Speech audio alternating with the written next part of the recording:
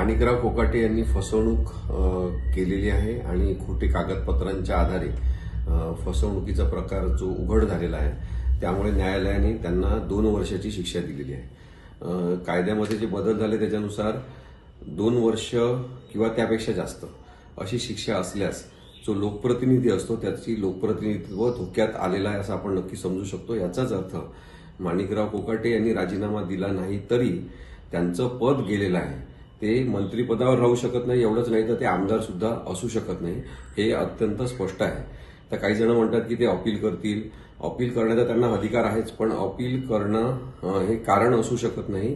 त्यांची शिक्षा आत्ताच रद्द झाली असं समजण्यासाठी असा सुद्धा सर्वोच्च न्यायालयाने निकाल दिलेला असल्यामुळे माणिकराव कोकाटे यांचं मंत्रिपद आणि आमदारकी आता गेलेली आहे, ते आमदार राहण्यासाठी सुद्धा अपात्र ठरत आहेत, हे नक्की आपण समजून घेतलं पाहिजे।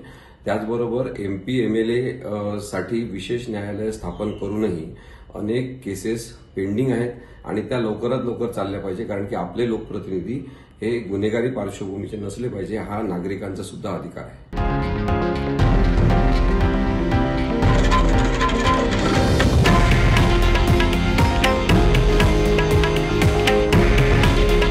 हे आहे देशातील नंबर 1 न्यूज नेटवर्क आणि आपण पाहत आहात TV9 मराठी।